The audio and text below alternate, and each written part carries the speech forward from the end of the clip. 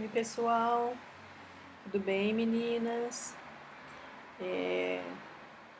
Eu aprendi a mexer aqui nessa gravação de tela aqui que deve ficar mais fácil para vocês talvez estudarem por esse PowerPoint.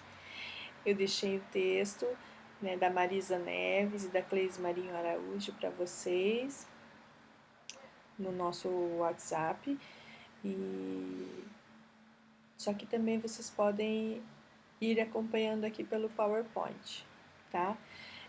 Acho que vai ficar mais didático, assim, vamos dizer. Só que eu só consegui mexer nisso, né, agora e aprendi recentemente. Então, gente, eu tô testando aí, né, tomara que dê certo, tá bom? Qualquer dúvida, vocês podem ir perguntando, me deixarem os questionamentos aí no WhatsApp, tá bom? Nós vamos falar hoje da nossa aula referente ao estágio, né, referente às dificuldades de aprendizagem, é, em relação às queixas escolares e o nosso atendimento psicológico. Então, nós estamos vendo que a dificuldade de aprendizagem está se tornando um fenômeno que está cada vez mais preocupando os pais, os psicólogos, os educadores e principalmente os alunos, que são os principais atores referente às questões da dificuldade de aprendizagem. Aí, essas duas autoras, elas levantam um questionamento. Será que existe uma padronização de sintomas, então? Né? Mesmo com tantas culturas diferentes, mesmo com pessoas tão diferentes, será que existe mesmo uma dificuldade, uma doença, né? Uma patologia aí, uma dificuldade que justifica tantas dificuldades nesse processo de ensino, de aprendizagem? Tá? E daí elas vão levantando algumas questões para a gente poder pensar sobre isso. Primeiramente, elas levantam alguns conceitos para a gente pensar em alguns conceitos e teorias que acabam confundindo um pouco as nossas condições, dando muita ênfase, né, num diagnóstico de alunos e que isso vem confundindo cada vez mais os educadores em relação a, ao próprio ensino, tá? Então, o Vitor Fonseca, que é um estudioso, avaliador, ele trabalhou muito com as questões da psicomotricidade, com as dificuldades de aprendizagem. Ele fala que, em relação às dificuldades de aprendizagem, essas investigações das causas, as consequências são um pouco controvertidas, né, um pouco controversas aí. E, e não consegue explicar muitas questões para a gente entender e controlar isso daí.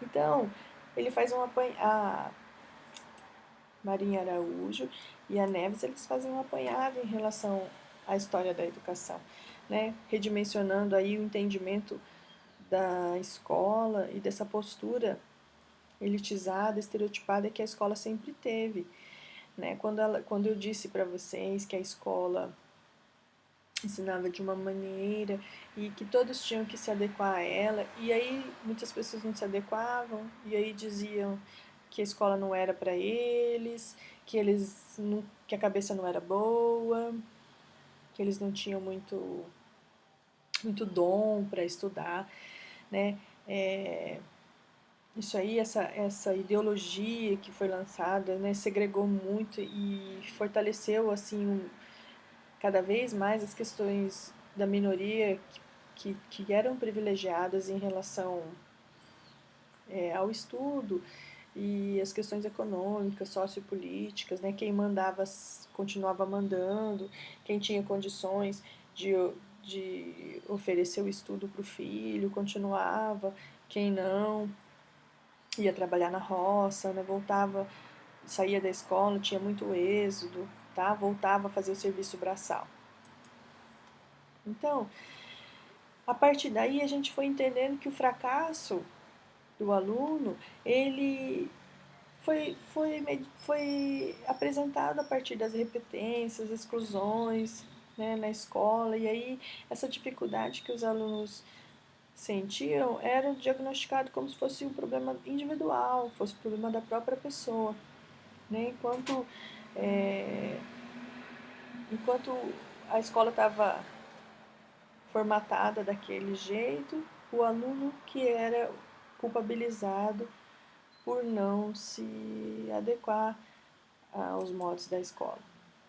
Então, em termos históricos, a função democrática e igualitária da escola é cheia de fracassos, repetências e evasões. Então, desde sempre a escola contribuiu para isso, para que todos já houvesse uma segregação, né, em quem era bom e quem era ruim. Né? Então tem alguns autores, como Althusser, Bourdieu, Passeron, que eles falam que a instituição escolar reproduz e fortalece a divisão de classes, né, da nossa sociedade. Então quem é rico vai continuar rico, quem é pobre não tem direito à escola, né, a classe dominante vão ser cada vez mais ensinadas e fortalecidas e os pobres cada vez mais excluídos. Tá? Então, olhando aí para o sistema educacional, ele é visto assim como um instrumento de transmissão ideológica, né, de uma ideologia dominante em função do capitalismo, né, onde a gente entende aí que a grande massa ela não se enquadraria aí dentro da escola, né, ela entraria como uma condição de segregar mesmo todos os alunos que não conseguiriam se adaptar aos moldes que ela fornecia, tá?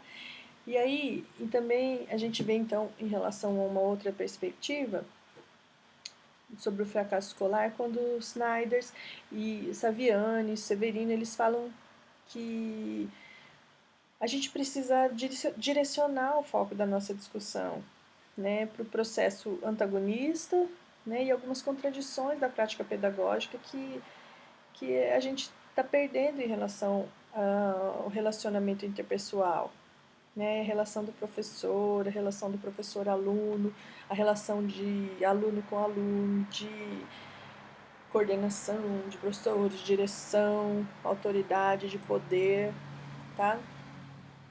Então, a partir dessas concepções, as teorias, as pesquisas sobre o fracasso escolar vão tendo um entendimento maior sobre as dificuldades de aprendizagens, né?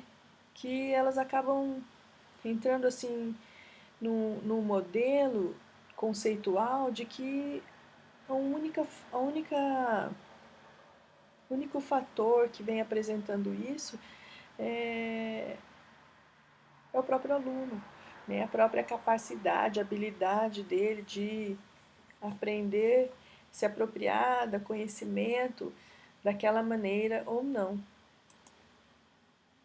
Então, nesse sentido, corre-se o risco de explicar assim, essas dificuldades usando um modelo desde lá de trás, né, baseado em relações socioeconômicas, que vem segregando cada vez mais o nosso caráter da escola.